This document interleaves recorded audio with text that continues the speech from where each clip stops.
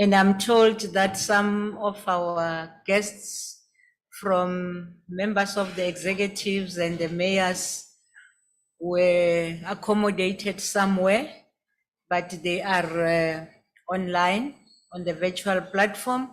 I also wish to acknowledge their presence and appreciate that they are here.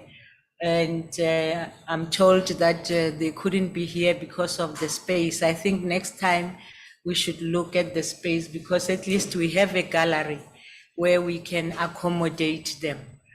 Otherwise, we really appreciate your being here. Honorable members, without any further ado, let me ask the secretary to read the order.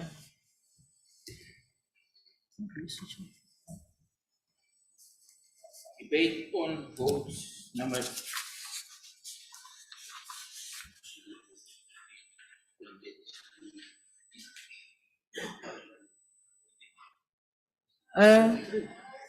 debate on vote number 33, human settlements. Thank you. Minister Gunguvele, did you want to ahead? Oh, I thought I had chair. Sorry. Okay, I will now recognize the Minister of Human Settlement, Mema Muloko Kubai, to present budget. Thank you very much, House Chairperson. Chairperson of the Portfolio Committee on Human Settlements, Honorable Semenya, and members of the Portfolio Committee, ministers and deputy ministers who have joined us, specifically the Deputy Minister of Human Settlements, Pam Chwete, MECs of Human Settlements and mayors who have joined us, chairpersons and members of boards and councils of human settlements entities, the acting Director General of Human Settlements, Ms. Sindisiwe Ngcobo, together with the DDG, CEOs of entities, honorable members. Today marks 29 years since former President Nelson Mandela delivered his inaugural speech at the Union Building as the first president of a democratic South Africa.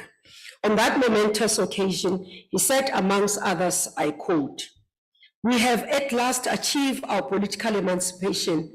We pledge ourselves to liberate all our people from the continuing bondages of poverty, deprivation, suffering, gender, and other discriminations," unquote. We remember this day vividly as it signifies freedom to a Black child, hope to a colored man, friendship to a white woman, and unity to an Indian senior citizen. It is the day all of us across gender, race, class, and age understood that it meant a new leaf of life, but equally, we ventured into the unknown, which was a democratic society. As we reflect on this. I'm sorry. ICT people, your screens are not showing. Okay. Can you make the minister to be in the middle? What's happening? Please. No, you must have a full screen. I don't know, in the middle of the screen. Yes, that's how it should be. I'm very sorry, Minister, for disturbing you. Thank you. Thank you very much, House Chairperson. It is a day all of us across gender, race, class, age, and age understood that it meant a new leaf of life, but equally we ventured into the unknown, which was a democratic society. As we reflect on this journey traveled since 1994, there are good stories to tell, lessons learned which we must carry into our future, but most importantly, the need to continue to uphold our democratic principles in order to build a prosperous society. We dare not fail. We believe that service delivery to our people is an instrument by which the freedom we attained in 1994 finds meaning amongst the majority of our people. Added to this is the enabling of economic empowerment through property ownership, which our people require to meaningfully participate in the economy and improve their well-being.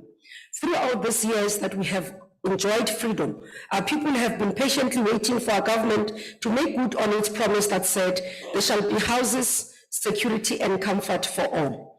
We are grateful that our people continue to have hope and willing to give our government an opportunity to make good on this promise. Indeed, as human settlements, we are saying a promise made is a promise kept, and we shall keep to this promise.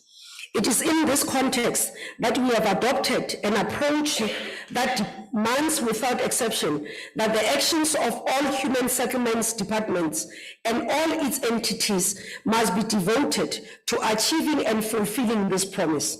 Admittedly, the human settlement delivery system has and is experiencing numerous challenges. However, the work we have been doing to improve and stabilize the portfolio is starting to yield positive change. We made a commitment last year that we will continually improve on our policies, the mode of operation and human capacity, and the tools required to deliver on our mandate so that human settlements can take the rightful space in terms of primary instrument of creating a better life for all. As part of stabilizing the entities, we have appointed all boards within the past financial year and also ensured that executives are appointed. We are left with PPRA and CISOs, which the process will commence soon. We have appointed Chief Financial Officer together with other DDGs and also senior management members who are going to ensure that as the leadership, they will help us deliver on our plans. Honorable members, with regards to the informal settlements upgrading program, in the medium term, we have set targets of 1,500 informal settlements upgrading. Thus far, a total of 1,269 informal settlements are at various phases of upgrading process.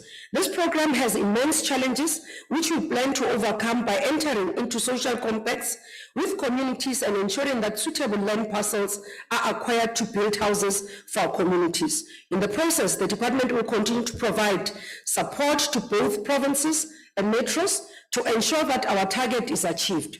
We are mindful that the number of informal settlements are continuing to be on the rise, but equally our resolve to improve the lives of the people who live in these informal settlements remains. The involvement of NGOs to improve people's life is absolutely imperative. In this regard, we have initiated conversations with NGOs such as Abahlali Basemijondolo and many others who are willing to collaborate with us to tackle disaster responses, social facilitation, re-blocking and consultation with informal dwellers when projects are introduced in these communities. Let me take this opportunity to express my gratitude to NGOs such as Gift of the Givers and Alimdad organization that continue to assist us as in the communities when we deal with immediate relief for essential services for communities in disaster. These organizations joined us as we handed out over building material and other necessities to bring immediate relief to households affected by fire in Dakota informal settlements in eThekwini, and they have been assisting us in many areas. Our government hosted an international meeting with the United Nations Habitat in October last year to launch a framework for global action plan on slums and informal settlements eradication. The Global Action Plan framework on informal settlements and slums is a necessary tool for the world to achieve SDG target 11.1, which is to ensure access to all adequate, safe, and affordable housing for basic services and upgrading. This year will lead a delegation of South Africans to the Assembly so that we can continue to see the implementation of this work and that we have been championing as a country. South Africa was an active proponent of the inclusion of Sustainable Development Goal 11 in Agenda 2030 and ensured that the issue of informal settlement and slums were adequately addressed even in the new urban agenda. We are also utilizing our membership of Cities Alliance, whose management board is chaired by our very own Professor Tulima Donsela, to intensify our fight against urban poverty, hunger, and deliver sustainable development. Honorable member, last year I stood here and spoke about blocked project. Unfortunately, blocked projects continue to deny our people the opportunity to get their houses. For these reasons, we have placed block projects as part of the priorities by allocating financial resources and provisional of technical expertise in provinces and municipalities. Crippled by instability and lack of technical capacity. Last year, I spoke about Nelson Mandela Bay as one of the difficult municipalities that we're facing within the human settlements. Today, I report here, honorable members, that through the intervention of the National War Room, several projects in Nelson Mandela Bay were unblocked, and the municipality is well on its way to meeting its target in this financial year. In March 2023, I handed over more than 270 houses in Polar Park and Kakauli housing project as a result of these interventions that we have made in this area. We'll continue to do this work in other municipalities so that all citizens can see upon our promise. On transforming our economy, especially the property sector, we remain committed on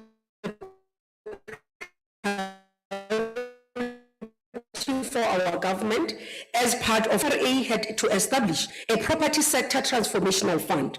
I can report today, honorable members, that this work is being implemented and the fund manager has been appointed with effect of the 1st of April 2023 to oversee the implementation of this empowerment and transformational program.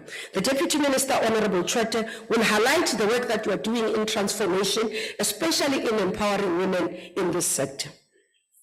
Honorable members, the human settlement sector must be responsive to the ever-changing human needs, which is made possible by creating an adaptive policy environment. In line with our promise to ensure security and comfort, we have taken a policy position to improve the lives of the qualifying beneficiaries by changing the norms and standards in what we are providing. These changes are aimed at responding to the economic changes, are aimed to responding to rising costs of living, energy poverty, but security needs for the vulnerable.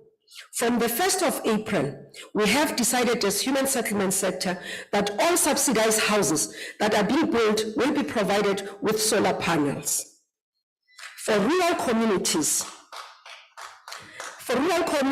we have decided that all households that are built will be given with rainwater harvesting devices so that there is equal access to facilities between urban and rural areas. Most critical of our work as well. Most critical to our work, we have ensured and taken a decision that all houses that are built for persons with disabilities will be fitted with butler bars to improve their security because they are vulnerable, and they have responded. They have requested us that we respond to this because they get attacked. This is a government that responds and that listens to its citizens. We have therefore decided again, honorable members, after interaction with service providers and those who are contractors, raising concerns about the quantum that we are providing. We have increased the subsidy quantum by 29.7% for the financial year 2023-2024, mainly to address increasing building costs. The adjustment will ensure that we speed up the pace of delivery and ensure that the quality of houses we provide to beneficiaries does not deteriorate. Most importantly, to ensure that contractors don't abandon sites due to unaffordable costs of building. And this, I want to acknowledge and say, we have received feedback, and this is part of what, when we do in BIZO, we get feedback from communities. So we do not take decisions out of our own, but we listen to our communities and respond to what they are raising with us. With effect from the 1st of April, in real time, our housing programs were adjusted as follows. A BNG, which is an RDP service top structure, has been increased to a quantum of 286,000. Houses for persons with disabilities increased to almost 307,000. Military veterans to 348. First home financing to 169. Social housing to 460. This, we believe, they will go a long way to ensure that our blocked projects don't continue to increase, but we provide quality services. Honorable members, ladies and gentlemen, for the financial year 2022-2023, the department's budget allocation amounts to just 35 billion, of which 19.2 billion is allocated to provinces for grants, 12.5 billion for municipal grants, 520 million for emergency housing responses, 1.7 billion will be transferred to human settlements entities. We have decided to embrace as the portfolio innovative building technologies so that our solutions are sustainable and of good quality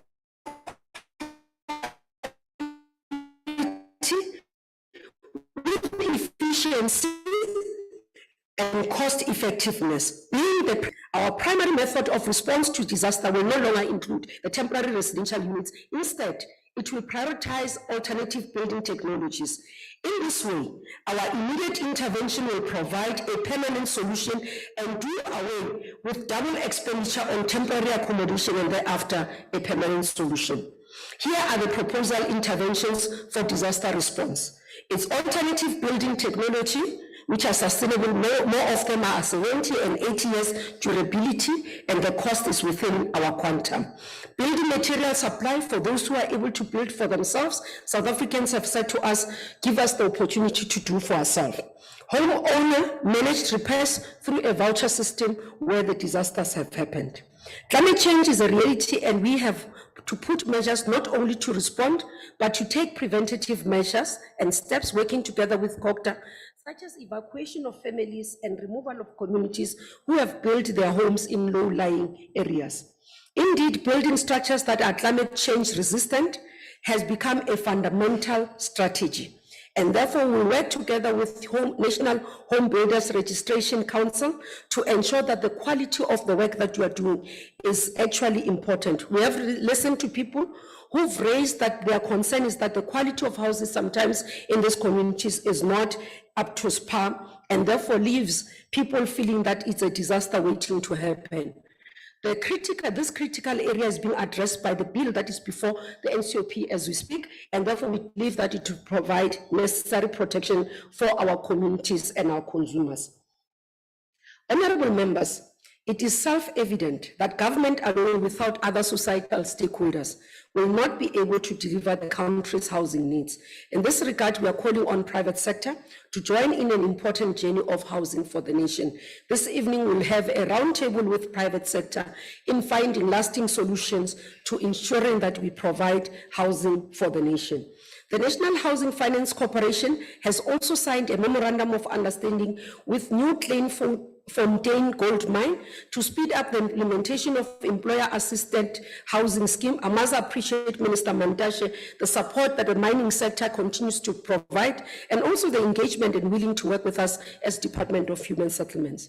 In this current financial year, NHFC and government housing employee schemes will work together to implement the housing scheme program for government employees across the country as part of the agreement made with Labour. We look forward to this because it will provide a necessary need for our citizens.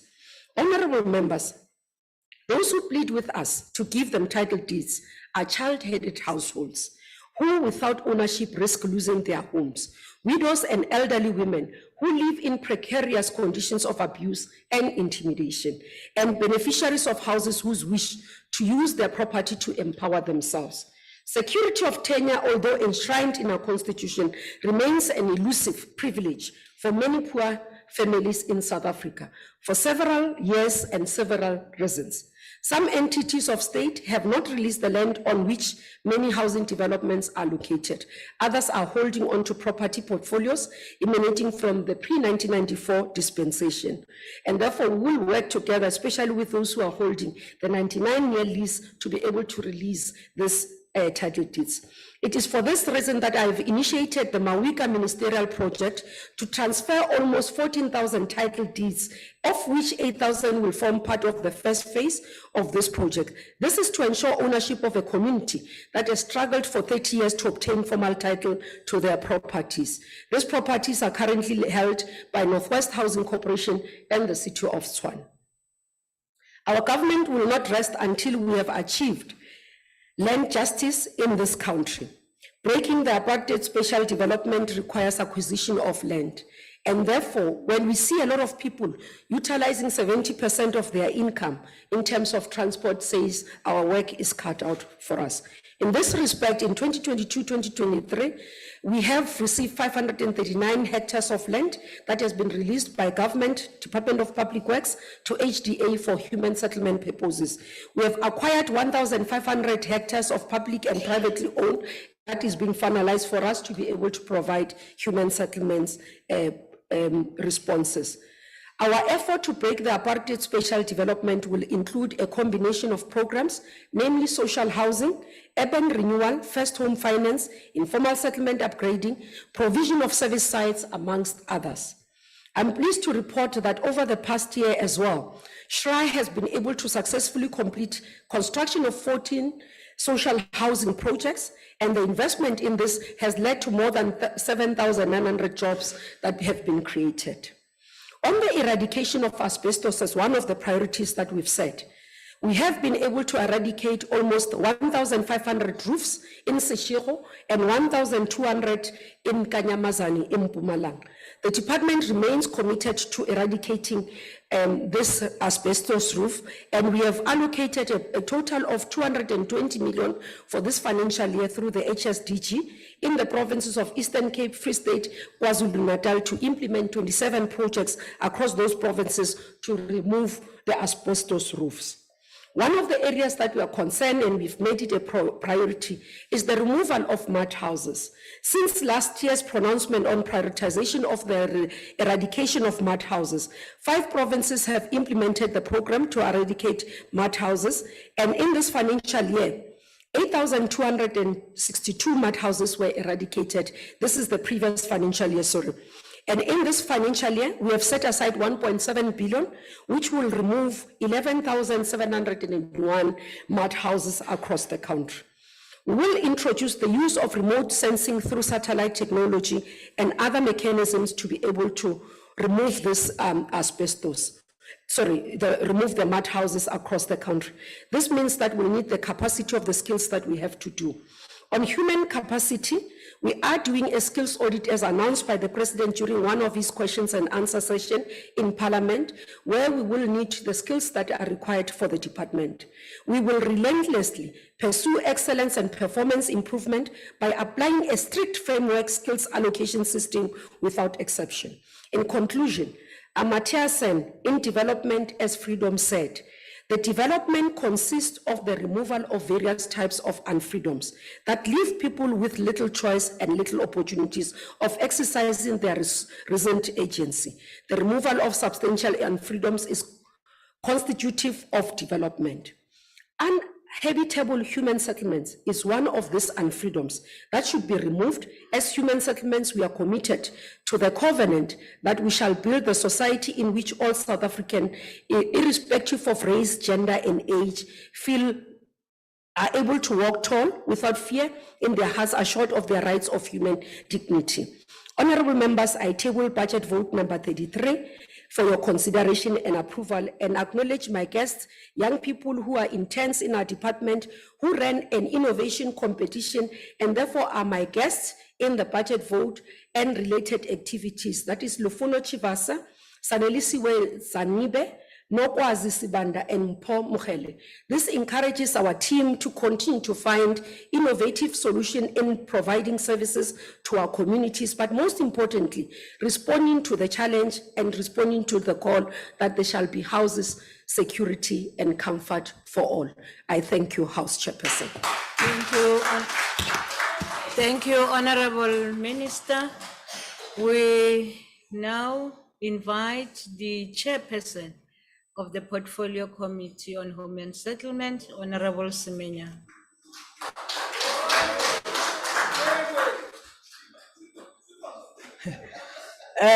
Modulasetulo wa ntlo e tlhomphegang malokgotla phetiši a mmušo, maloko a palamente e tlhomphegang, malokgotla phetiši ya di-province mo ba leng gona,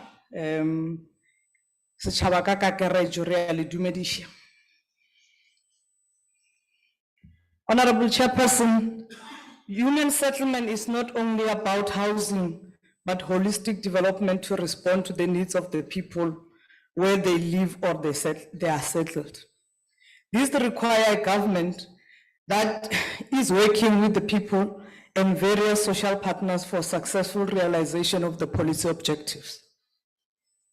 We welcome the budget vote 33 of human settlement as tabled by the department, and we are here to debate it.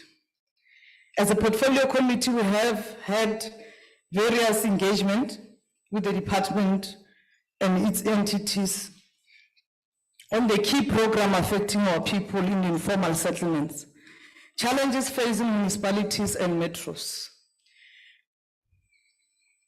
We have undertaken oversight visits in various provinces, and we do concur that we are a nation at work closing the inequality gap.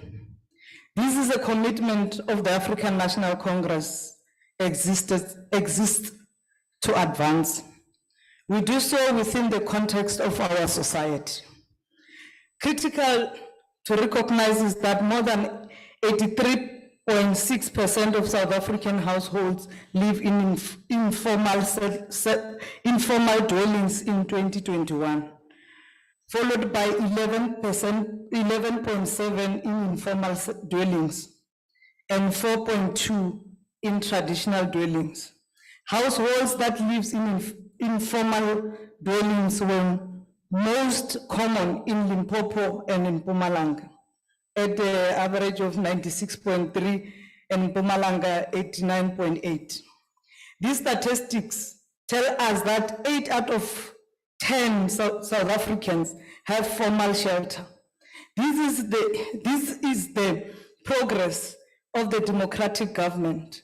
These democratic gains we should protect and consolidate through addressing the needs of those in informal dwellings and traditional dwellings if required. The core problems of dignity impacts in the main these groups. Therefore, our fiscal allocation should respond to these 2 out of 10 sufficiently in the total.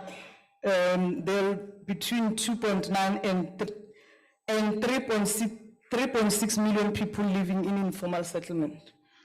It is premise that continues to place human settlements development as a key priority of the ANC government.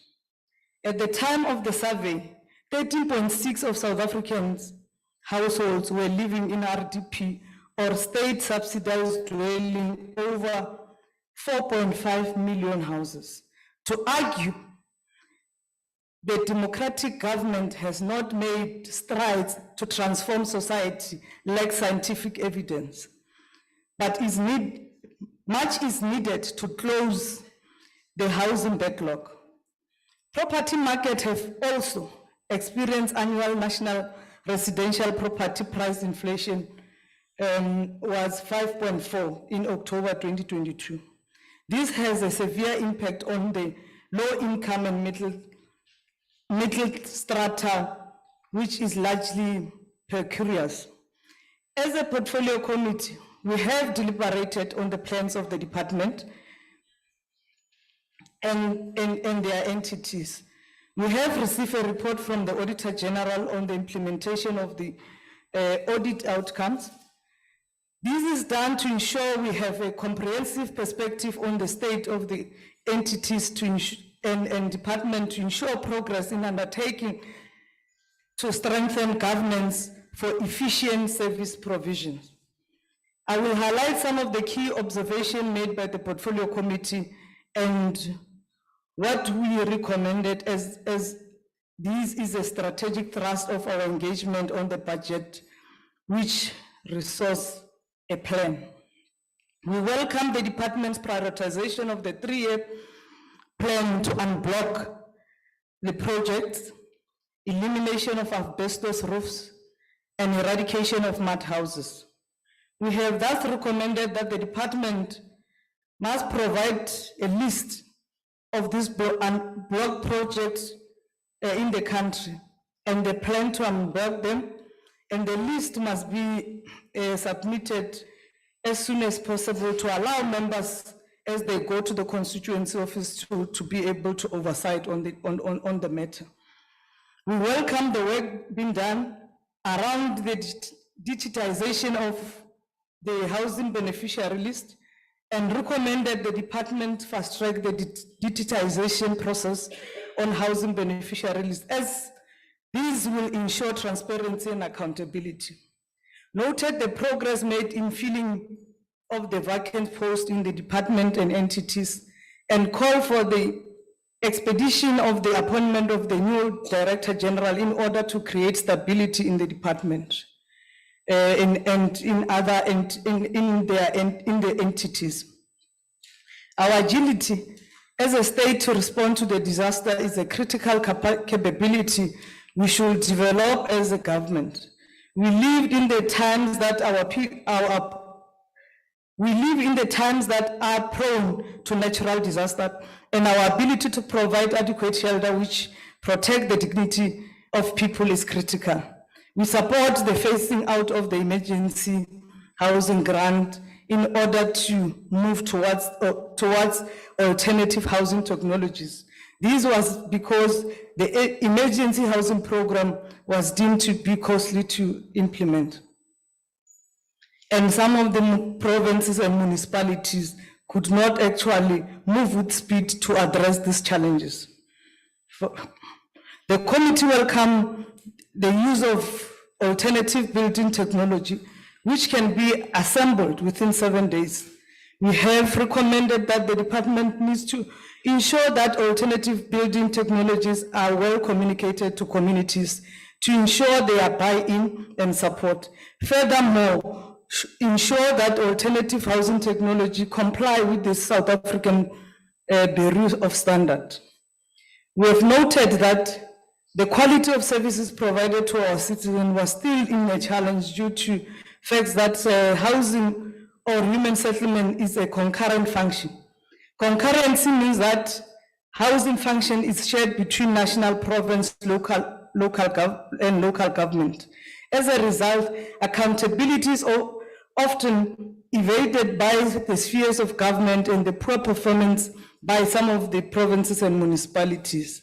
Therefore, we are encouraged that the department will enforce the district development model to make sure that there is that coordination.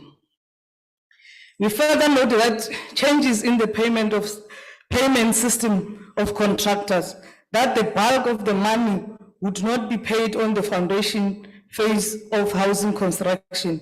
This would be done so to ensure that contractors do not leave construction work at foundation phase.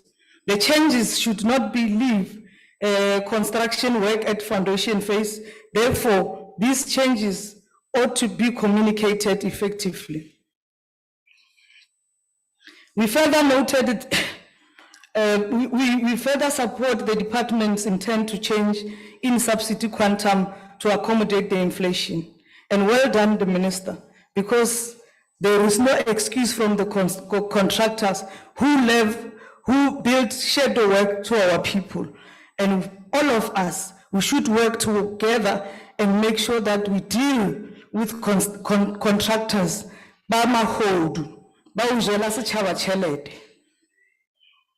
Our program should always respond to the needs of the disabled, and we welcome the intervention by the department policy to change to provide backlog guards for disabled people.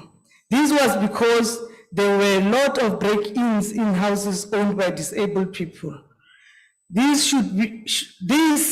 should be timely implemented to protect people with disability who are vulnerable to crime. Restoring dignity of our people require us to provide basic services which are in need. During the oversight visit to Western Cape from 17 to 18 April 2023, the committee visited Kaele 2 bungalows in Knysna. In summary, these bungalows were not fit for human consumption and amounted to human rights violation. We call on the department to urgently intervene in that area and restore the dignity of our people. We are concerned that we need several We are concerned that there were several reports on the housing scamming in the Lufering mega housing project. Department has to move swiftly and engage the Department of Police to make sure that thieves should not be amongst our people. They need to go in jail. We further called on the department to resolve concrete challenges in Mbashe municipality in Dunjwa. People do not have access to water. Dunjwa, yona leyo. Title deed have not been issued, and the ceiling of the government provided houses. We have recommended the department conduct analysis of the mentioned issues in the Mbashe municipalities and report back to committee within Mbashe, or whatever, man. Within the required time frame, so that our people can receive better services as they voted for good quality, and their life should be changed to the better. The policy change to install solar panel and Jojo tanks, Minister, well done. This is something that we should applaud as government. This program should be fast-tracked so that our people can be able to harvest water and have electricity to cook nice food for their families. We have recommended issues identified by Auditor General on the entities. Those issues need to be addressed as soon as possible, Minister. And those that does not want to do the job, Minister, fire them. You have the support of the committee. Amandla.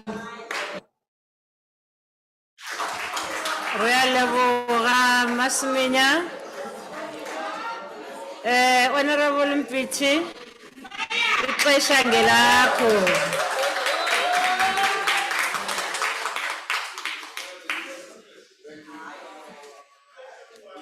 Thank you, House Chair.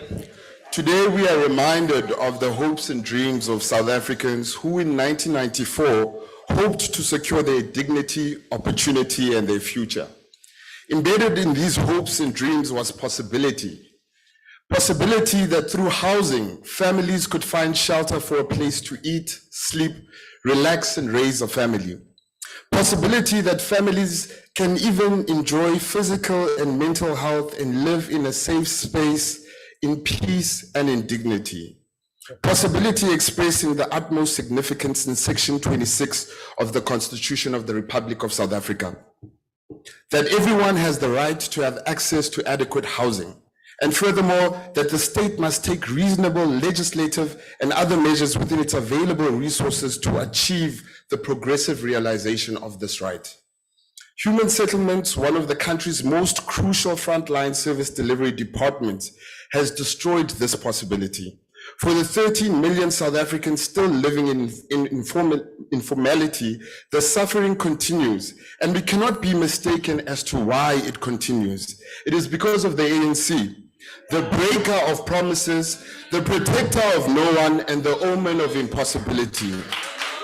We know this because the wolves draped in black, green, and gold wait anxiously for housing projects to be announced, eagerly rubbing their hands together, salivating at the mouth at the prospect of another R1 billion headed their way. R1 billion that will be divided up between incompetent cadre contractors with little to go to the people. Fellow South Africans, this situation will abound as long as the ANC remains in power.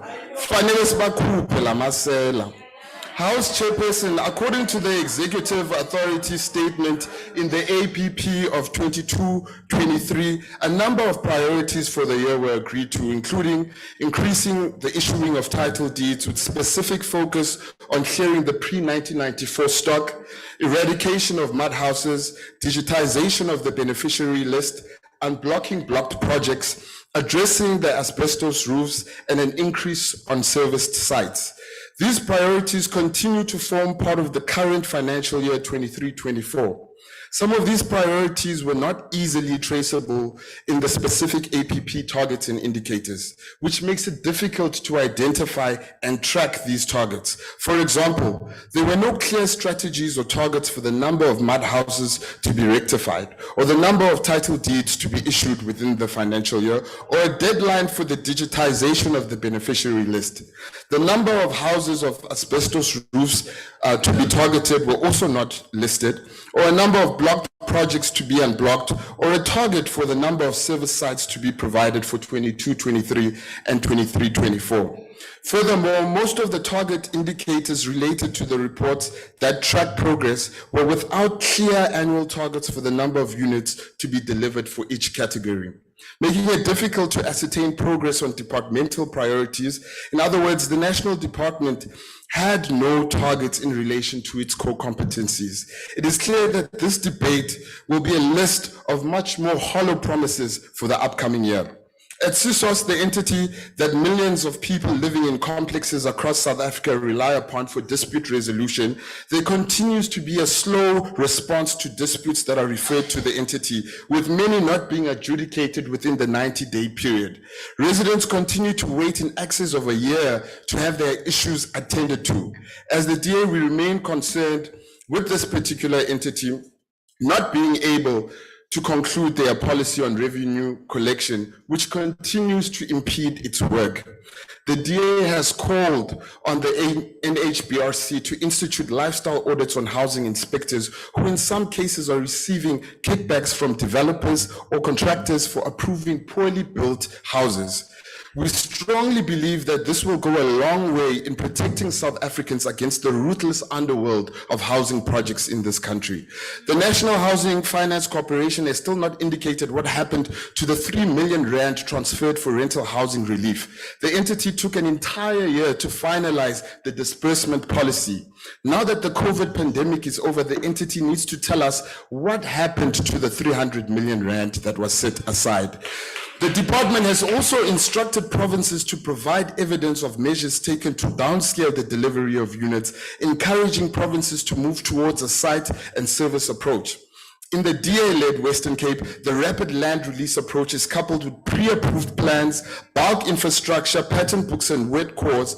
But in places like Free State, unserviced land without any infrastructure is simply placed in the desperate hands of beneficiaries. Why? Because the ANC simply just doesn't care.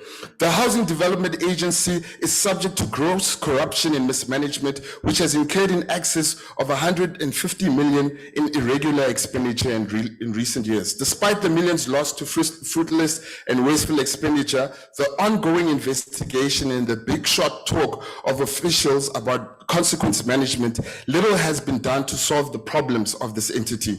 Honorable members, no one must come before Parliament and talk about consequence management until we see corrupt officials in orange jumpsuits in our country. The minister, in her genuine attempts, has tried to rid the department of her predecessor's corrupt patronage network and right-size many of the most crucial entities. House Chairperson, the most basic consumer and product relationship is that if something is not working for you, you need to change it.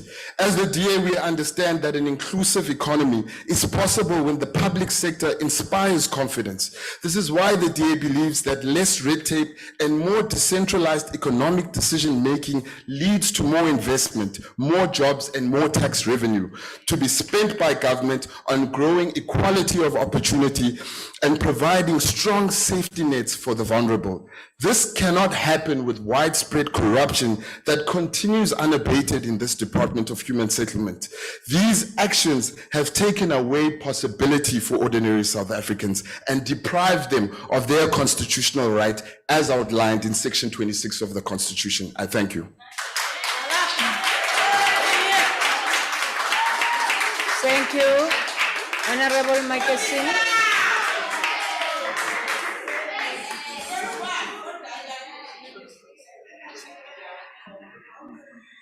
Thanks, Chairperson. Let me take this opportunity to greet the leadership of the economic freedom fighters, led by the son of the soil, Julius Silo Malema.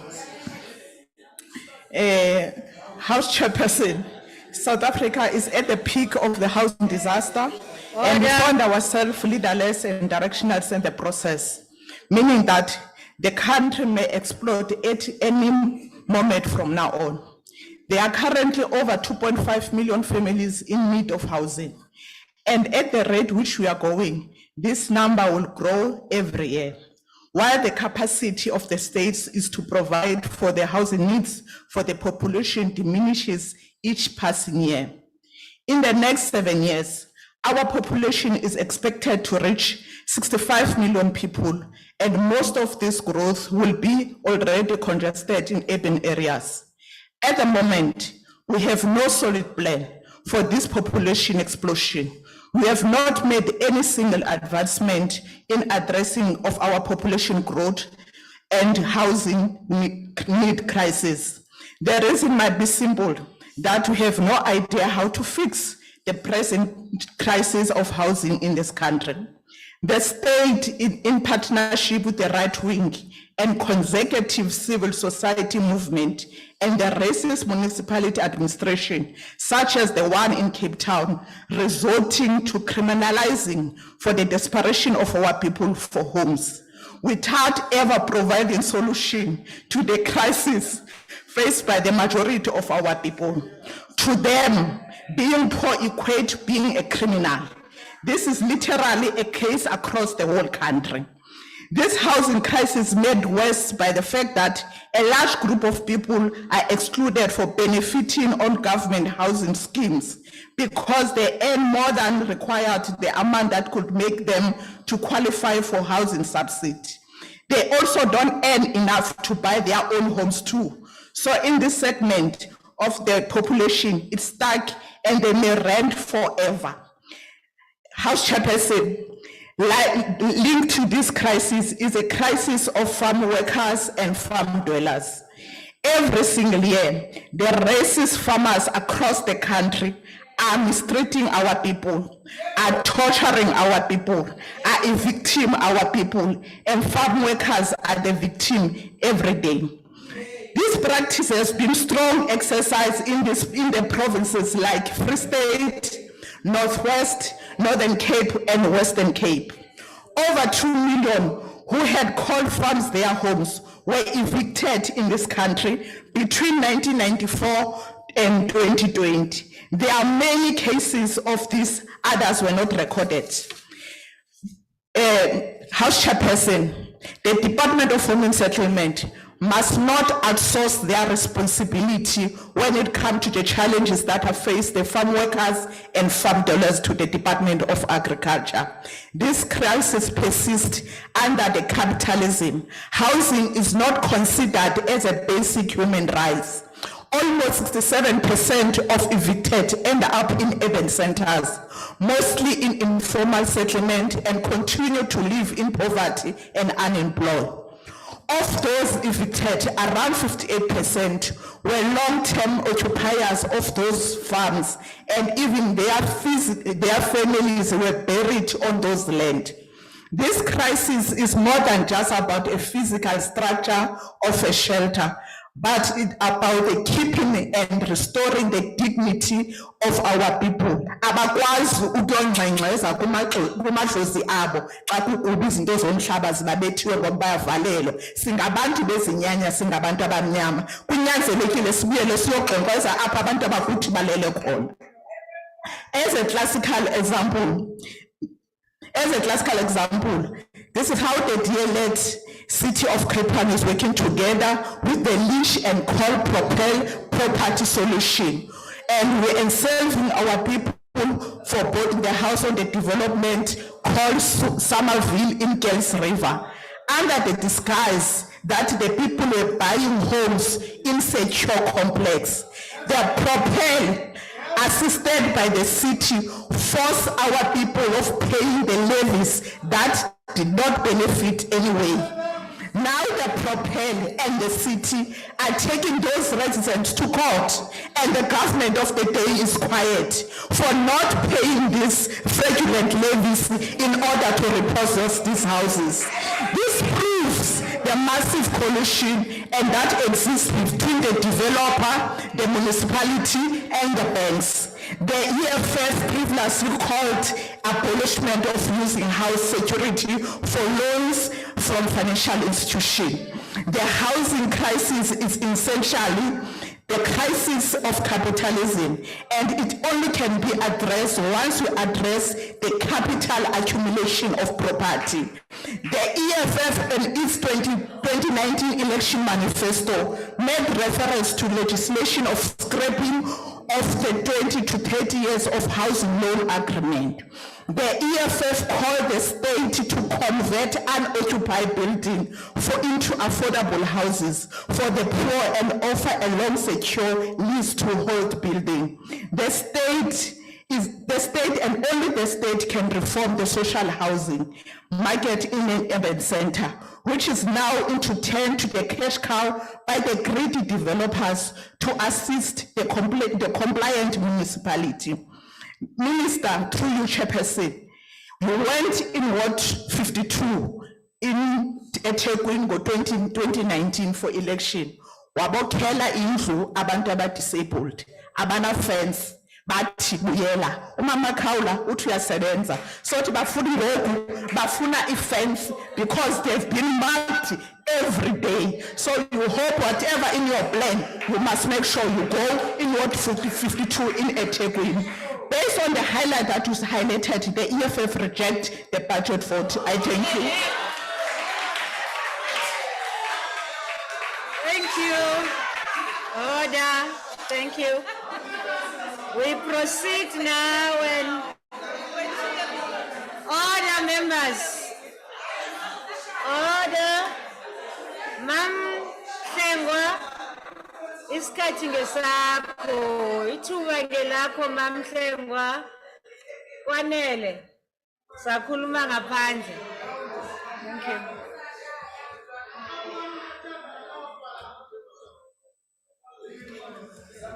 Let's talk outside, Minister. Honorable Khawula. Honorable Chairperson, Section 26 of our country constitution states that everyone has a right to have and access adequate housing. However, 26 years after the constitution was adopted, the government's attempt in managing South Africa's human settlement in an orderly and efficient manner has failed. One does not have the search for far from visualize this failure. As informal settlement in Cape Town, cities, mines, and most cities of economic activities. A home is a fundamental requirement for family life and for social stability. Many South Africans living in informal settlement hold on to the department's sugar-coated promises without timeless of the permanent settlement in future housing projects. However, in reality, they are stuck on an ever-growing housing list as the country's housing program falls further and further behind on us. Is often municipality to provide temporary emergency accommodation. The Portfolio Committee on Human Settlement has highly pointed out that the current disconnect between the 3 spheres of government is preventing housing or human settlement program to function concurrently, which is the term has a direct impact on South African citizens. The purpose of the budget is to facilitate the creation of the sustainability human settlement and the improvement of the household quality of life. 67.4% of this department local budget is allocated to Program 2, which is responsible for the management and transfers of conditional grants to provide a municipality for implementation of housing and human settlement programs, yet more than 5 million South Africans live in informal settlement. In April 2022 floods, more than 14,000 people were displaced, with 4,000 left total homeless. With the district municipality of Oko, King Ojwayo, Umgundlovu, Watugoza, Msunduzi, Ilembe, and eThekwini municipality being worst hit. Consequently, hundreds of families had to live in the community's hall for an indefinite period of time, and the department did not have adequate disaster relief measures in place. This speaks to the reactive nature of this department. This leads me to the issue of land redistributed. Department of Public Works and Infrastructure has currently announced the approved release of 2.8 hectares of land to the Housing Development Agency in the Msunduzi municipality in KwaZulu-Natal for human settlement development and formalize in a existing settlement. While the IFP welcome this development, we need to question how funds in this budget will be allocated to ensure this project reaches completion. Unfortunately, like most departments under the current government, corruption and mismanagement of funds always have a way of infiltrating.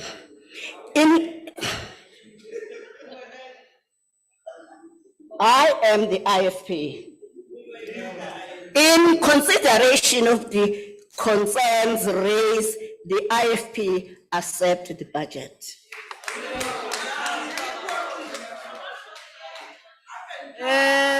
Akbar Litmay.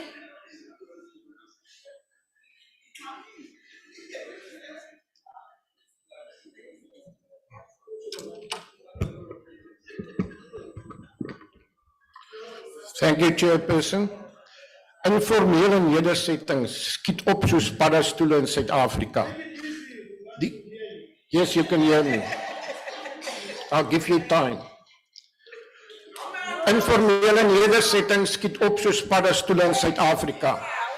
Ek wil vir u sê, die begroting is totaal onvoldoende om ooit die agterstand van behuising uit te roei. In 2019, tussen Dispatch en Port Elizabeth, word grond onwettig beset. Die munisipaliteit doen niks daaromtrent nie, hulle laat maar net voortgaan. Die polisie nog minder. Die antwoord is, hulle gaan...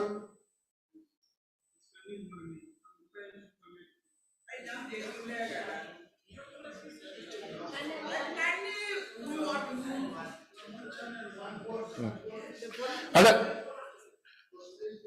Dankie. Hulle... Ja, in elk geval, hulle gaan plak daar sit. Die Vryheidsfront besef daar is 'n groot probleem. Ek dwars oor die land konsulteer ek mense, want ek was 35 jaar in die eiendomsbedryf, en ek is bewus dat om die metro's van Suid-Afrika daar 1000 hektaar grond beskikbaar is. Ek versoek die minister namens die Vryheidsfront om 'n opname te maak. 3 maande later kondig sy aan dat daar 14.000 hektaar grond om die metro's beskikbaar is.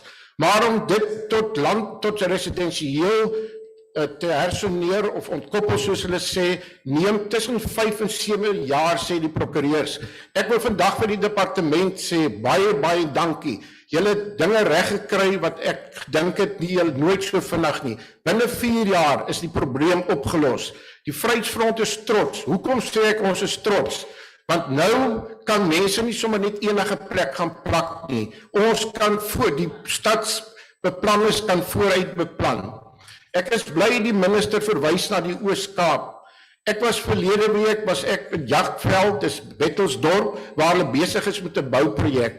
Daar is nie kommunikasie tussen die nasionale, provinsiale regering en die munisipaliteite nie. Vir 7 jaar was die munisipaliteit in die Nelson Mandela Metro ontneem van ontwikkeling. In daai 7 jaar het omtrent niks gebeur nie. As ek korrek is daar maar iets soos 800 huise gebou die afgelope jaar.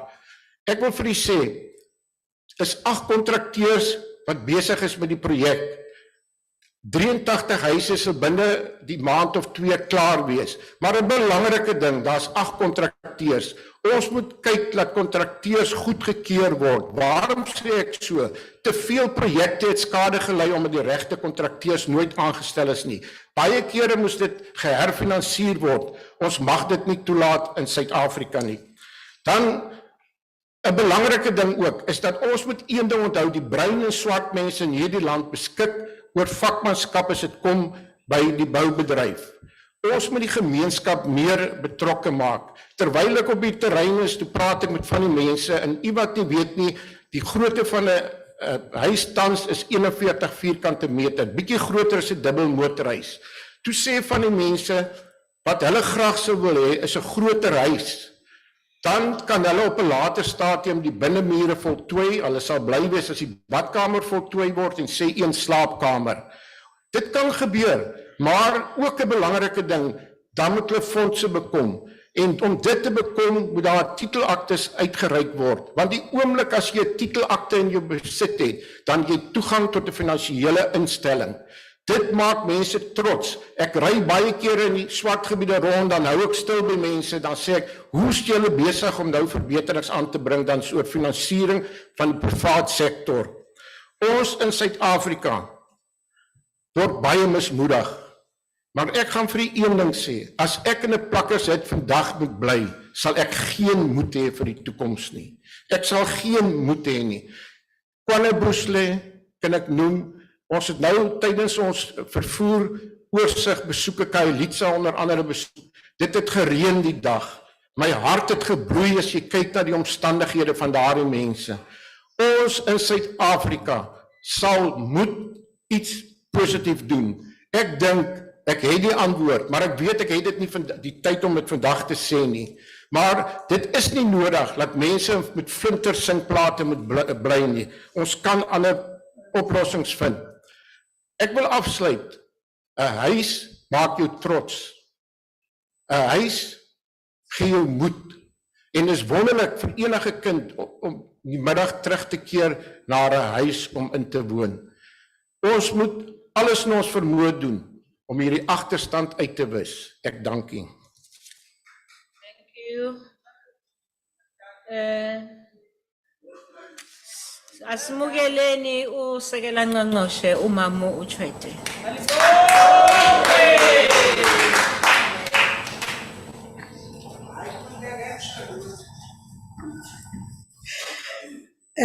Thank you, Honorable House Chairperson.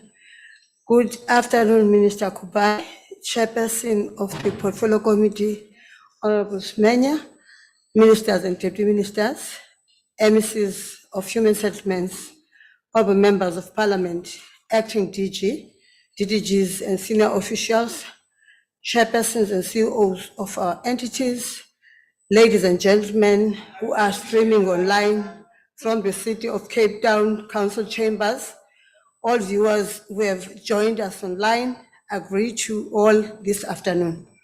House Chairperson, this is exciting that after being on strict lockdown or with limited movements, we are congregating physically here in Parliament to table our budget vote speeches as we used to do in the past. In the last financial year, at the Department of Human Settlements, we observed the will and impact on the implementation of the district development model, where 3 spheres of government are beginning to appreciate the importance of working as a collective. As a result, we can mention two areas of significance: Harry Gwala and Central Karoo District municipalities, where we demonstrated successfully how the three spheres of government can implement programs together. In our quest to accelerate services delivery in the community of Kromhoek under Harry Gwala district, we invited deputy ministers and other political principals from provinces and municipalities to a service delivery program. On that day, 9 deputy ministers attended the engagement. I would like to thank the deputy ministers for their continued support. All departments, through their respective deputy ministers, made specific commitments relating to several service delivery issues. For example, the Department of Human Settlements committed to building 84 BNG houses for destitute families that were identified by the community. To demonstrate these commitments were not rhetoric. To date, through Provincial Department of Human Settlements in KwaZulu-Natal, these houses are in different phases of construction. We have been assured that in August this year, all these houses will be completed and handed over to the rightful owners. To confirm our commitment to women's empowerment, let me proudly announce that these houses are built by a woman contractor. Malibongwe, Nkosi. It comes with great pleasure and honor for me to inform the House that in the next few days, together with the sister Department of Forestry, Fisheries and Environment, we will realize to sign off ceremony of an MOU giving effect of the implementation of Human Settlements Greening Program. The MOU will be valid for 3 years with possibility of an extension. The program is intended to provide 1 indigenous tree and 1 fruit tree to each home during housing handover programs. Kwenzela uba abantu abadala babe nomthunzi wokuphumla. So we are integrating these two departments. When we hand over houses, we'll be planting trees at the same time.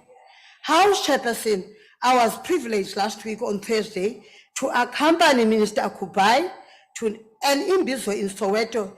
During our engagement with the communities, we asked them to understand our community and commitment to prioritize destitute cases, which include the elderly, persons with disabilities, and child-headed households. What was more interesting was that this commitment was appreciated and supported by all members of the community. As we are about to conclude the medium-term strategic framework period 2019-2024, the department has provided over 2,000 military veterans with adequate housing throughout 9 provinces. Isebe le-Human Settlement likwiphulo lokuqinisekisa ukuba zonke i-military veterans zakhelwe izindlu zazo. Sisenazo ke kodwa ingxaki, masikhumbuze ii-provinces ezisacothayo ukuba zakhe ngokuqinisekileyo nangokukhawuleza izindlu, zikhumbule into yoba la maqhawe ngawe awashiya uMzantsi Afrika ayokulwelwa inkululeko nenguqu yoMzantsi Afrika. Sifuna ukuwaxelela ke namhlanje amaqhawe e-military veteran, siza kuthi gqolo ukuzikhumbuza ii-provinces into yokokuba maziqinisekise into yoba onke amaqhawe ayokulwa akuthiwa zii-military veterans ayazifumana izindlu ngokungxamisekileyo. To fast track the delivery of houses of military veterans, in February this year, we convened a meeting between national and provincial Department of Human Settlements, Buffalo City Metropolitan Municipality, and representatives of the military veteran structures. As a collective, we agreed that we are going to have follow-up meetings, which will include the Department of Military Veterans and the Office of the Eastern Cape Premier, with the intention to unlock challenges raised. We will continue to engage with the Department of Military Veterans to prioritize and fast-track the beneficiary verification process so that we together continue to address the plight of our military veterans. President of the country, His Excellency Cyril Ramaphosa, in his 2023 State of the Nation address, continued to put emphasis on the 40% set aside for women-owned businesses. Sithi golo kwakhona ukudisa amakhoza abo. It is encouraging that during financial provinces have already heeded the call and have performed extremely well in this respect. This includes Mpumalanga, KwaZulu-Natal, Northwest, and Limpopo. I must add, Honorable Chairperson, that we do have provinces and metropolitan municipalities that are still struggling to meet this target. We are hopeful that with our continued support and guidance, they will improve this current financial year. The department is committed in completing a sector-wide approach to sector transformation. This approach is implemented, monitored, and reported in collaboration with the provinces, municipalities, and our entities. We are working together to do all this. Our sector transformation program focuses on 5 areas: procurement spend, training opportunities for youth and persons with disabilities, job creation, allocation of housing opportunities, and transformation of spaces. Honorable members, we will not stop advocating for women's inclusion in this male-dominated industry. In August this year, the Department of Human Settlements is planning to host a Women in Construction in Daba. It's going to happen here. You will see it. It is aiming to outline opportunities available in the sector. We do have many opportunities for women in this sector. This will include national and provincial departments, municipalities, and our entities. In the past 3 years have been the most difficult for our country and the world at large. When we thought life was getting back to normal, the provinces of KwaZulu-Natal, Eastern Cape, Western Cape, and Gauteng were severely affected by realities of climate change. On the 24th May last year, we visited Dielpan, a village in Northwest, where community experienced severe flooding due to heavy rainfall. National Department allocated funds for province to respond to disasters. That's what we do immediately when there's a disaster. We make sure that we allocate funds so that we don't waste time, so that our people cannot be outside and be in the shelter. It's either the shelter or permanent house. We have challenges of land, I must say. In Delport, with these disasters, it is important to work closely with the traditional leaders so that we can assist us, because we want to be assisted by the traditional leaders. you. So we want to work together with them.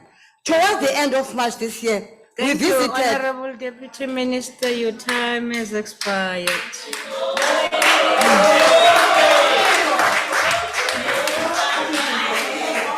I will now invite the Honorable Heron. House Chair, someone left their glasses.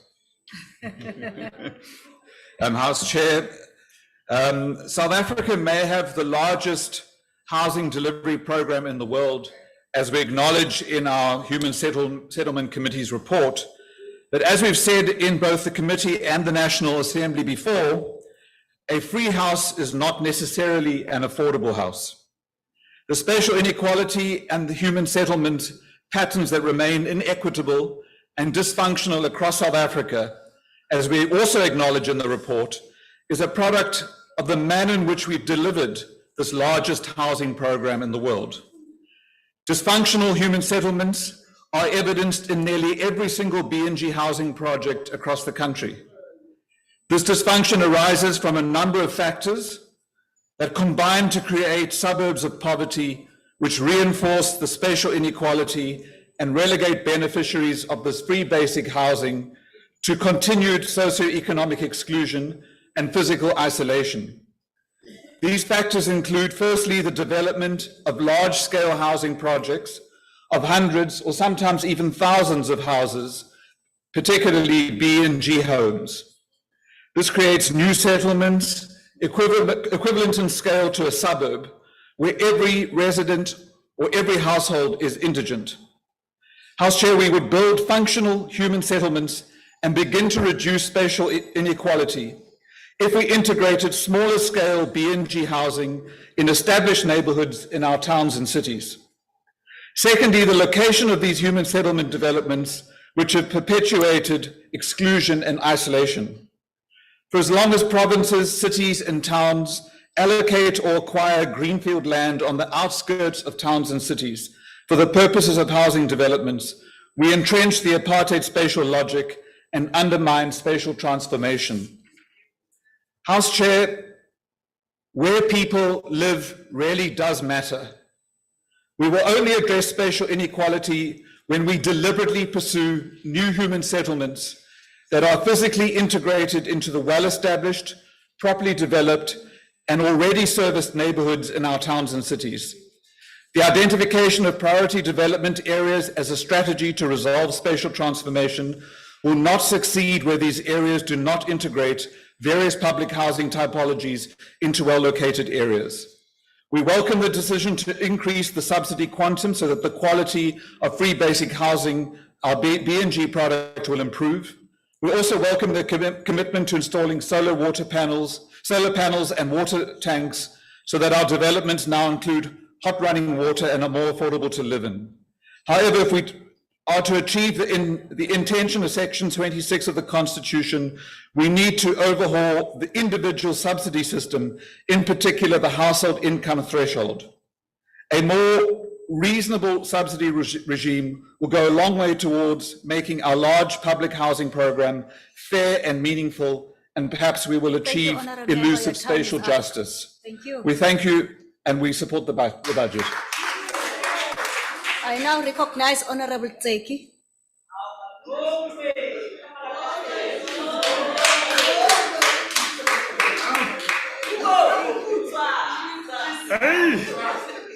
Teruputsu. Pula.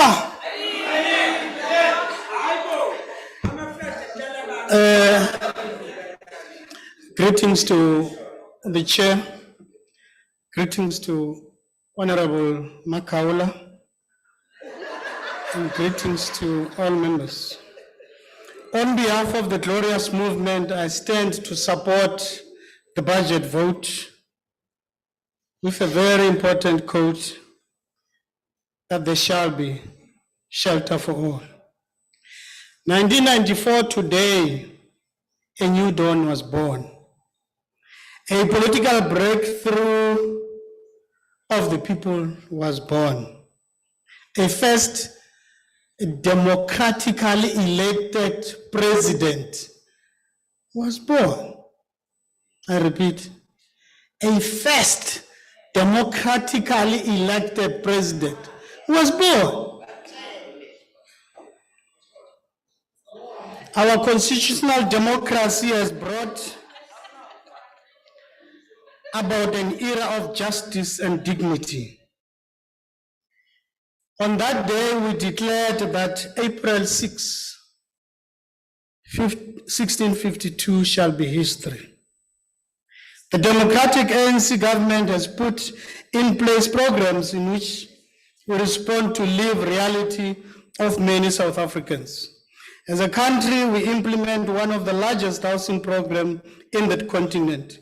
Inequality due to colonialization and apartheid has resulted in many South Africans not affording adequate housing because they are poor, they are unemployed. Indeed, Minister, there are good stories to tell. The housing backlog of South Africa is due to 1913 minority government has become a moving target. This is largely influenced by the special economic concentration in Gauteng, Western Cape, and KwaZulu-Natal.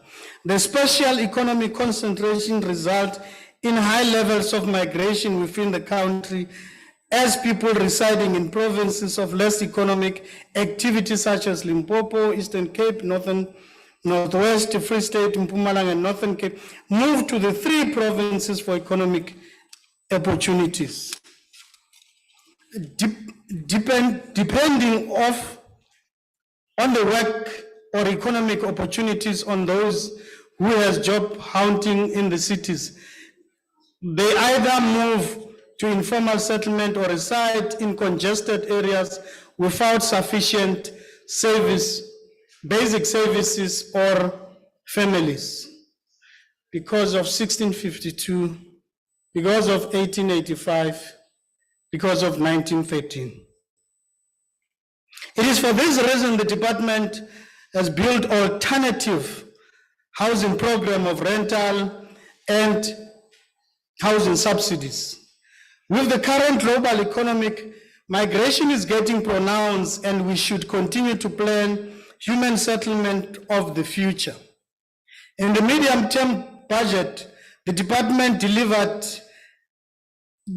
deliver 180 fully subsidized houses and issue 388 and 104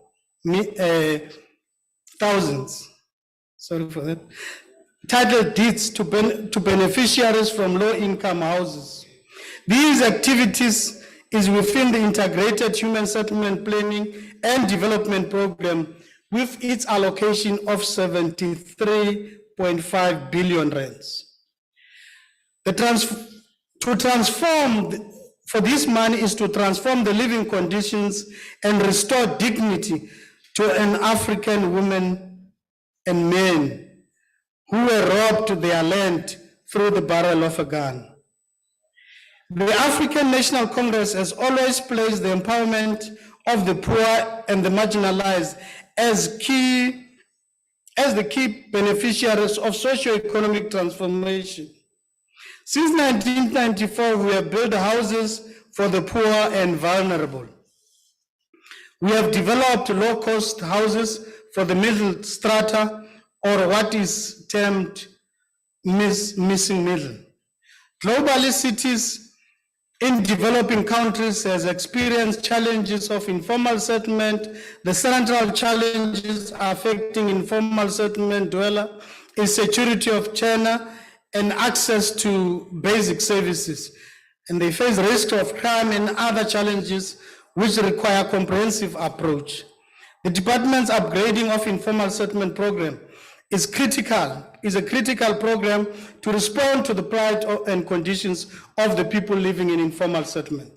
The department will upgrade a targeted 900 informal settlement to phase 3 across the country. When you say phase 3, Member May, we mean to an inhabitable where they can stay, even if it's an informal settlement. At provincial and municipality, spending through an informal settlement upgrade partnership grant is expected to an amount of 27.2 billion over the medium term. This is a lip service for the conditions of vulnerable, and the intervention is from the African National Congress government. Linked to the human settlement challenge is access to land for housing. The legacy of dispossession and private property has resulted in lack of access to land in the urban areas. Because of those who found us friendly, and abuse our friendship. In a further 120 million over the period ahead of expected to ensure that the province and municipality deliver 60,000 service sites per year through the National Upgrading Support Program. We believe that this is an important program to increase access to land with access to basic services for residents. Honorable Minister, this is a program we have significantly increased from previous financial year. We believe this program can further be expanded to impact hundreds of thousands of households, to benefit workers, to benefit the youth, women, and people with disability. We need conceptualization of human settlement development programs for social cohesion, national building, through creating communities with persons from all races and classes next to economic zones. We need to utilize the constitutional and legislative framework to transform our society as an imperative in addressing injustice of the past through expropriating land for human settlement in the public domain. There's a song Miriam Makeba once sang. It says, "Nindibona ndilinxila kanje kungenxa yamabhulu. Nindibona ndizulazula still kungenxa yamabhulu. Nindibona ndingena ekhaya kungenxa yamabhulu. Baleka bhulu sizobuya thina sizongena ekhaya." So these are reflections of the history of South Africa.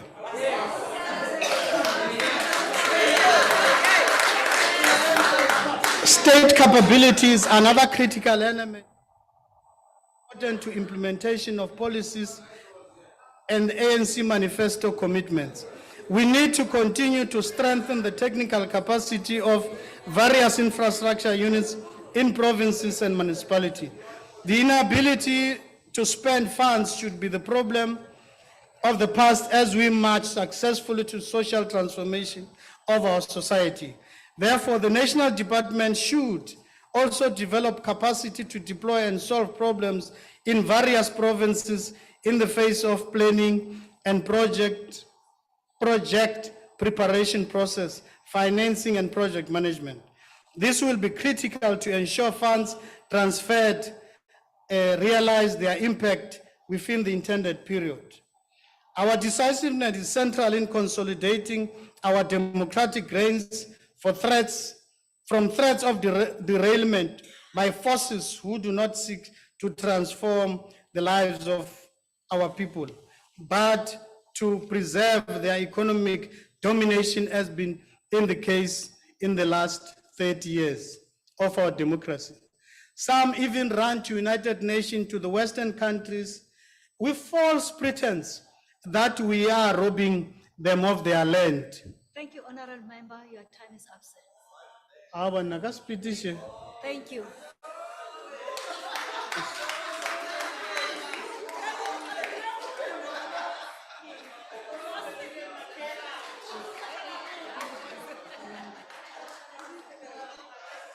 Order, honorable members.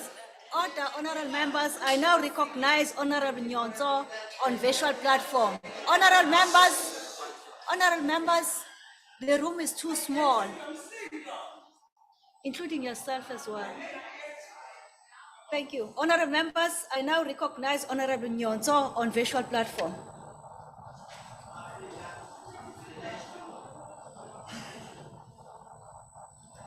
Okay. Honorable Hendricks. I now recognize Honorable Imam Sheikh.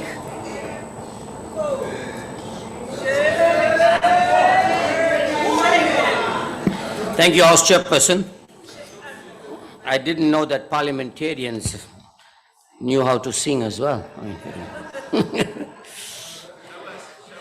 Yes. Okay, let me start off by saying the National Freedom Party will support this budget vote tabled here today.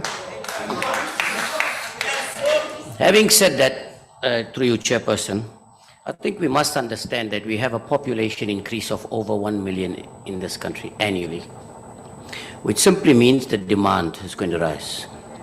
More and more people are becoming homeless because of the economic opportunities, the socio-economic condition, high unemployment rate. One of the problems we have is that we do not have the capacity, and we must admit this, to produce houses and provide to everybody. And that is why, as the NFP, we have suggested, why not, whichever party governs, and you have land available, identify the people in that community, even if it's single parent families. Don't worry about the services you must give them now, but divide that land and give it to them, to give them their dignity and their identity in the high unequal society that we live in, and to address the inequalities of the past. At least you'll be giving them back their dignity. And then annually, as you can produce 500 or 1,000 homes where you can give water and sanitation, you do that. But at least you've given them something for now that they can call home. Okay, and I promise you, Chairperson, Minister, these people will build these houses themselves. If you look at what happened in Palmview in Phoenix, all that you gave them was the land, and you gave them some material, and today those houses sell for 1.5 million rand. That is what they've done with it. So it means it can be done. One of the problems you got with your RDP houses, which we must address, these houses are being given by government. Why? Because these are indigent people. They cannot afford to buy those. But it's not acceptable, Chairperson, that after 5 years, they're selling these houses for 10,000 and 15,000 and 20,000 and 5,000 rand. They're selling it and going back to go into the checks. We cannot do that. So I think that's one of the issues that you're going to have to deal with. The housing waiting list, the city of Cape Town is about, what, 500,000? Durban is about 500,000 rand, eThekwini. So you're not going to meet that demand. So I think we need to change that, and perhaps a low interest rate so people can, subsidize or fund, not necessarily funded, by guaranteed by government. And I think even outside investors will come in and build those houses for those people at a lower interest rate that they can afford. I think that might be some of our solutions if we want to do that. And very importantly, we need to do these things in the rural areas so people don't migrate from there. But you're sitting with one added problem I want to say lastly. People that are getting houses in the rural areas, some of them are coming into the urban areas. So now you have to provide a home for them there, and you have to provide a home for them here. It's becoming a problem. Thank you, Honourable There's a Member. problem with the Thank you, database that we time is can't up. pick it up. Thank you very much. Thank you NFP very support. much. Honourable members, there's something like an iPad next to the mic there, and it's got a timer. There is no need for presiding officer to indicate that his time is up if you look at that watch. Thank you very much. I now recognize Honourable N.V. Khumalo.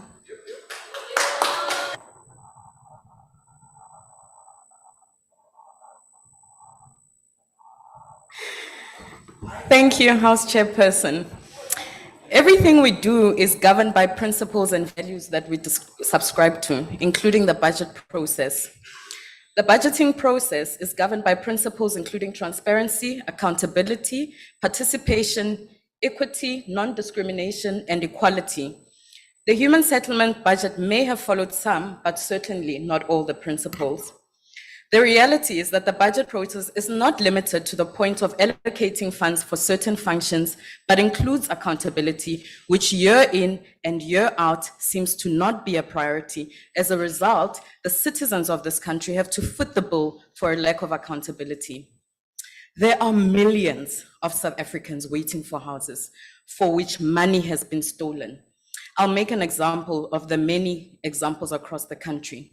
Hundreds of millions were spent on a housing project in the Eastern Cape Amatole District Municipality Extension 10, which was aimed at delivering 1,140 RDP houses, which are now known as BNG, for farm dwellers. Instead of houses being built, 1,317 funny excuses for toilets were delivered, 76 of which were built on the floodline and now need to be demolished. All those millions and no houses but toilets and enrichment for top dogs. The investigations implementing a minister's wife and son on this project continues to be with the SIU, and of course, in the absence of answers and accountability, and this for over 10 years. This department, Chairperson, is marred with corruption, maladministration, and unprofessionalism, and that is a fact. This department is nothing but a messy crime scene. The APPs for the department for the upcoming financial year, if visualized, one would certainly picture paradise where all citizens are looked after, respected, afforded dignity and their right to decent, good quality shelter by a caring and accountable government. Instead, Chairperson, the opposite is the reality of many South African citizens who still wait for shelter. And the many that have received houses from this government, very little care has been taken to ensure that the houses are in good condition, safe to reside in, and are suitable for their specific needs. Chairperson, the plans certainly look good on paper, much like the many policies of this administration that are perfect and admired across the world, yet the implementation leaves very little to desire and admire. The department and its entities are cruising in an island so far from the realities of many South Africans.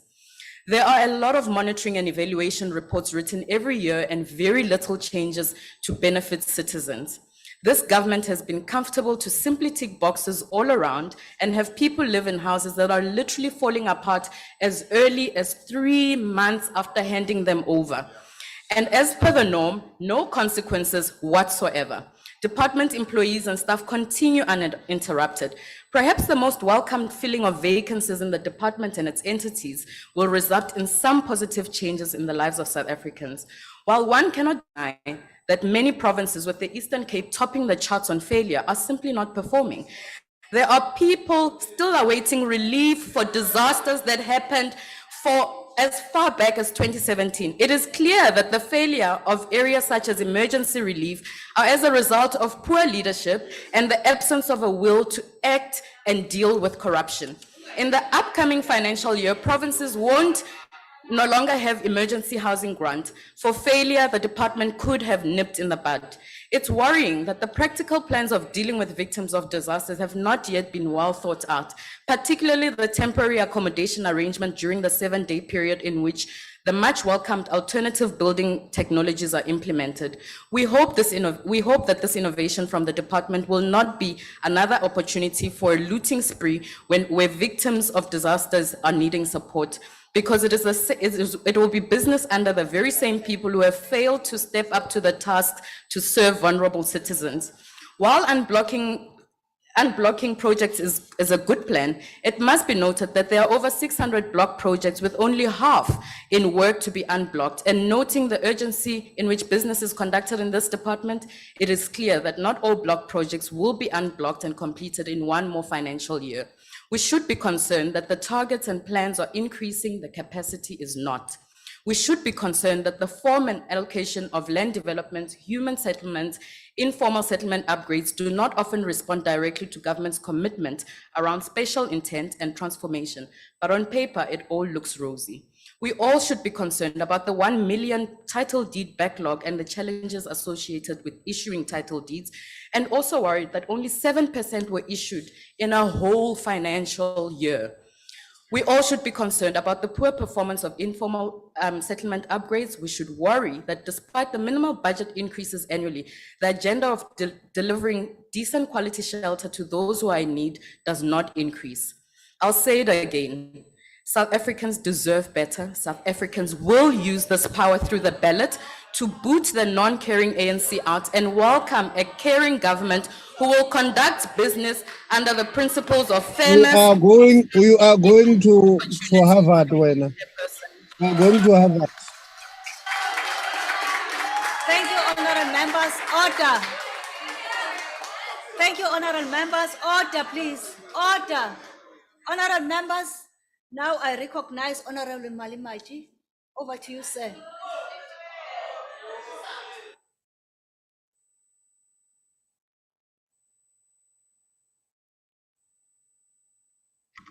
Thank you, House Chair, ministers, colleagues. Normally, a hired gun has got this tendency of shooting randomly without considering the safety of the target. Because sometimes if you have to deal with the legacy of apartheid, you must consider who are using. The DA is utilizing those who are with us to protect its legacy. Therefore, when they speak without considering that they belongs here. Therefore, they too, they don't have this, what we are trying with these efforts to ensure that we improve the life and the living conditions of our masses. We therefore say, comrade, unlike them, till now we've grown up, even if you are in a romantic room, the only song you will sing is homeless, homeless. Unlike them, because they were in a very decent houses out of our own monies, they thought they are smart. Shame. Here, comrade minister, where I am, South African workers and unemployed, for them to deserve and get this adequate building sustainability, livelihood, and protect their well-being. We do our best to try by all means to ensure that the workers are brought next to the economic activities. Only in this city, our people are driven far. Those who don't want Avma Kelwani, Kwanbomnyama, they are those who are in the city. And we are saying that is going to come to an end because we have started. Just across the SABC building, we have taken it to ensure that we house those who were previously disadvantaged to be closer to the economic activities. And those who don't want to have Makelwani, Jengawe Mam Kaula, Jengabu Malmaja, the ocean is not far, they must pack and go. As the government, we recognize that the accommodation is not always a need of a permanent. We further understand that there are those who are coming from various locations to where it matters in terms of economic activities. Therefore, the need for them to get a rental accommodation is of high demand. That is why we are proudly to announce that with the rental housing demand, we are able to keep their needs. It's not to say we keep quiet, we are waiting for everything for permanent. We also we also provided that. Did never happen in the apartheid, in the apartheid regime. Minister, if there's anything and a milestone that we have set as this department is the giving of the house with Bagla Park. There's no any regime that ever gave a house with Bagla bars. It never happened. There's no house for the years that the National Party and the DA led ever produced a house with water tank. That never happened.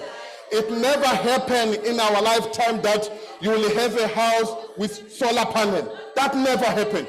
We are doing all this because we want to improve their lives and we ensure that it is an adequate house that the black people deserve. Accordingly, the department plans to build... Honorable Malimachi, may I make an appeal on both sides that be mindful not to drown the speaker, please. You can heckle, it's okay, but don't drown the speaker. Thank you so much. According, the department plans to build 10,800 rental housing units, dispatch 12,000 finance-linked individual subsidy over the next 3 years. Whoever comes here and says there are no targets set, that particular person is hired, is hiding the good news that we are trying to give. We will never operate and work in the government, in the department, without setting the target date. That will never happen. A central tenet of the economical reconstruction and recovery plan is infrastructure development and infrastructure maintenance. Through human settlement development, various inputs and construction works are required. This should be used to empower women, youth, and people with disability. Something that was not happening in the apartheid regime. A woman was meant to sit in the kitchen. Unlike now, the woman is a minister who is able to ensure that through the creation of much needed jobs, through the appointing them to be service provider, the construction sector remains largely concentrated, particularly in relation to the large scale development.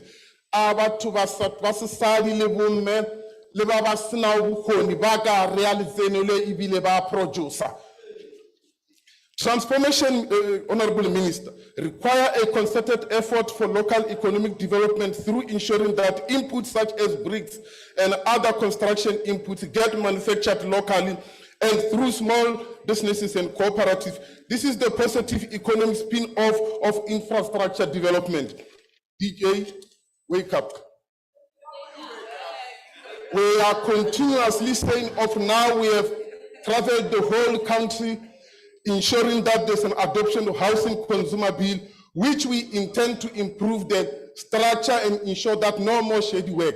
That has been adopted and agreed by the masses of South Africa.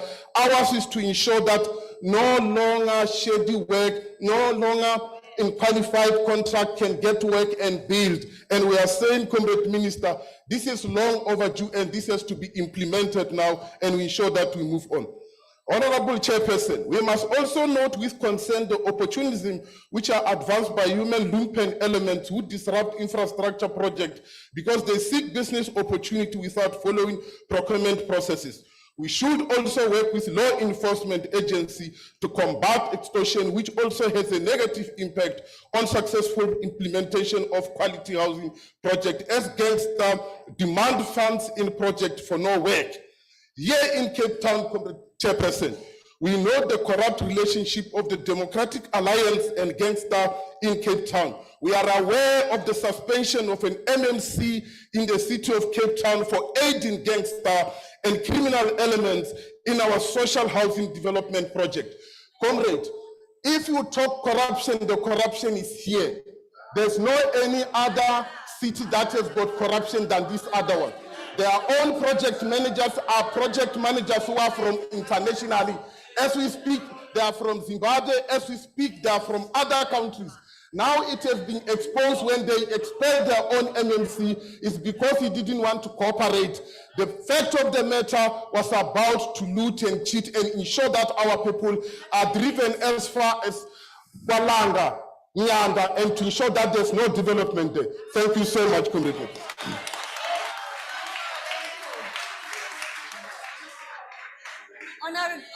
Honorable members, I now recognize the Honorable Minister of Human Settlements. Over to you, ma'am. Thank you very much, House Chairperson. Akithome ka go araba sesiro sina Honorable Semenya. Ne re le Soweto last week ka Laboraro, re bolela le baagi ba Soweto ba re botsa ka di-scam tse di leng gona ka rra Lofereng. Re ile ra ba tshepisha gore re tla fitlha gona. E le gore re ilo bereka ke boleletse le MEC Mazibuko re itse re tla tsena le di-green member tsa ga Comrade Panyaza Premier Panyaza Lusufi go ilo dia zivese ka ra Lofereng so that re make sure gore project ele hijackiwe ke batho ba ile gore ba sa swanele gape ke bolele ka se ile gore le ile la ya le committee ya human settlements go garden route mo ile gore le ile la hwetša mashisha pelo ka di community tša rena ke tshepišitše gore ke tlabe ke le gona ka di 18 tša May next week go ile go bolela le setšhaba sa ka gara garden route go lebelela tše e le goreng mašišapelo a bona a le ka rona re kgone go ba thuša re le mmušo o ka ge ba bangwe ba bolela gore rena re le mmušo wa ANC a re kgathale rena re mmušo wa go kgathala re tsena le mo e le goreng bona ga ba tsene ka gara di-province tše e le goreng ba di eteletše pele. Honorable Mpete, ngithanda ukuxoxela ukuthi mase sibheka kokuqala kule number oyikhulumile ye 13 million ayikho ku human settlements. Mase sibheka kuyi needs register sibheka laba babhalisile ukuthi badinga izindlu ayikho i13 million sina almost 2.5 million households abele ukuthi badinga ukuthi basizwe. Engithanda ukusho ukuthi la sibhekile mawuthi kuma IPP I thought ukuthi sojwayele ukuba kuyi committee njengoba i-committee leli yabheka ama-business plan wama-provinces wonke wathola ukuthi ngempela lezi zinto sizibiza ukuthi ama-priorities akhona wonke lapho yiko ubona ngikwazi ukuthi kwi-speech sami ngikhulume nangama-budget allocation we-mud houses we-asbestos because awukwazi ukukhuluma nge-numbers ezingekho ngaphakathi kwama-plan so I'm not so sure ukuthi sibheke AP plan mina nawe ngoba ngeke ngikhulume ngama-numbers angekho ku-budget ngisho ukuthi akhona kwi-financial statement ngoba angekho kuma-plans so ngicela ubuyele futhi uyobheka La ngivumelana nawe khona ukuthi fanele sibheke ukuthi sikhuphule izinga lokusebenza kwe-NHBRC. Sivumelane nakhona nasekomitini ukuthi sizokubheka lokho. Ngizobuya ngikhulume kakhulu kwinto ye-corruption ne-fraud. Ukuthi siyasebenza kakhulu sumnyango ukuthi la ukuthi sithola khona noma kukuphi sizodila nayo.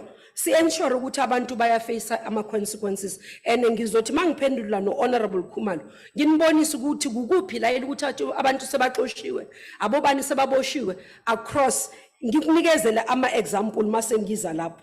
But angiye ku-Honorable Makhesin. Honorable Makhesin ngwaneso, farm dwellers ra di tlhokomela. Kara KwaZulu Natal, ko Willowdale, re file 93 housing units le di-title deeds. Mara mo re berekile haholo ngwaneso le farmer.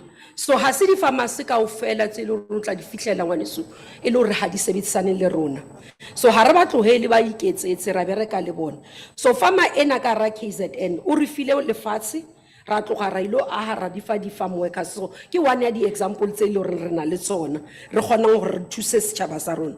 Ke dumelana le wena go tse dingata tse le re bua ka hore ka nnete ntho ya qualifying income ke mathata. Re tshepiso re tlo ilebella because ba ile ba re bolela hore gale re sa nyolosa qualifying income ka re dutse ho 3,500 whereas gale batho ha o shebela 3,500 batho ba ile re tsontswe re ba qualify gale ba setse ile re ditšhelete motho o golang 5,000 ha gone ra ka reka ntlo through di bond so tsontswe re lebelle re oketse mara se ile re nke mathata hona jwale ke sa hore ha re oketsa lenaneo leo tšhelete le ra ifumana from budget e banyane so re shebile hore re ne re balance entse re change policy ya rona ho ya pele ke a dumelana le wena change e re nang le yona ya di disability is as a result ya complaint ke thotseng from ward 52 go eThekwini inele community ya di disabled people ba ileng ra ya ra ilo ba fa matlo ha re fetsa o tsamaya ka re ha ba bone batho ba ba kenella ke ka mo re changeitseng policy ya rona hore re tloetsa hore batho ba di disabled re ba ile ba na le people with disabilities re ba kenyetse di butler pass gore ba kgone ba tshireletse so re ya responda already so le yona community ke aware ka yona re ya ho yona Honorable Hlengwa, that's why policy has been passed as you are saying when maybe you must listen. Honorable Hlengwa, on the informal settlements I do agree with you. We have to ensure that informal settlements across the country are provided services. And part of the responsibility I have as minister, while we give grants to provinces, for example, we allocate grants to provincial government for informal settlements upgrading, we allocate grants to metros for informal settlement upgrading. Part of the challenge sometimes we have is that when you identify a community and you say, these are communities that do not have basic services, and then you are told it's not our priority. This week, Friday, I will be here in Western Cape. We are going to informal settlements, which are 19. They came, they protested, we took their memorandum, we had to intervene. City of Cape Town, when we told them reprioritize and give these people basic services, because these are human rights services, such as toilets and water, they refused. I had to reprioritize money to allocate to those communities and force the cities to say, these people deserve dignity. I will be there to give them that feedback. So I agree with you. Honorable May, you've raised quite a number of issues. I battled a bit because of translation, but I could hear some of the areas. Where I agree with you in terms of the turnaround time in municipalities around planning, it's what we have to work with them. Improve in terms of planning so that when we develop a land, it doesn't take forever to get that land to a place where we have services. But what we have done as the department, we've changed the HSDG grant to make it to have 30% that where they are able to improve on the services, they can take that 30% and put on bulk.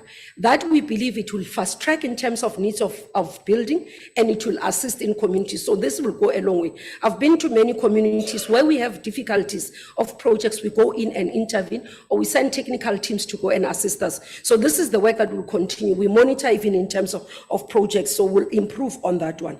Honorable Heron, I do agree with you the challenges in terms of dealing with apartheid landscape. And part of the problem, I think all of us as members and political parties, we must speak out against the not in our neighborhood communities. These communities that continue to say, if you want to build an RDP, you want to build an inclusive community, they say not in our neighborhood. They're not assisting in any way. Because there are people who deliberately go to court. They fight, they mobilize, they threaten everything to say we will not allow for you to build social housing here. We will not allow for you to build RDP houses here. And that's part of continuing to perpetuate the apartheid landscape. So all of us as parties, I think it will help me as the minister if all parties take a stance and say, if we are to redress this apartheid landscape, we've got to be able to speak out and say, those who are saying not in my neighborhood, we must isolate them in our communities and deal with them because it's not assisting anyone. Honorable Sheikh Imam, I agree with largely what you say in terms of provision of service sites, but what we are not allowed to do by law is not to do, we are supposed to do an evaluation of land quickly and do services. So we must determine in terms of whether it's suitable for human settlements, but also there are services which are called human rights. So you can't put people without putting water, without putting sanitation. So as much as we want to do that, it's not allowed in terms of that. So we still have to provide those basic human rights services. Honorable Kumalo, Amatol extension, I've been there. That project was blocked, I've unblocked it. As we speak, it's about to be completed. I thought you'll acknowledge that because as a committee, even when I was there in the portfolio committee, members of the portfolio committee acknowledged that progress. Two, you are saying the department is a crime scene. I don't agree with you. We are not a crime scene. We are not criminals. I'm not a criminal.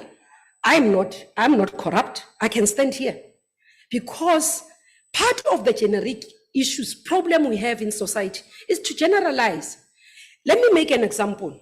I welcome the accountability and the consequence management in the city of Cape Town. The arrest of officials who were involved in corrupt activities, I welcome them. I welcome the arrest and dismissal of an official in Johannesburg within human settlement space.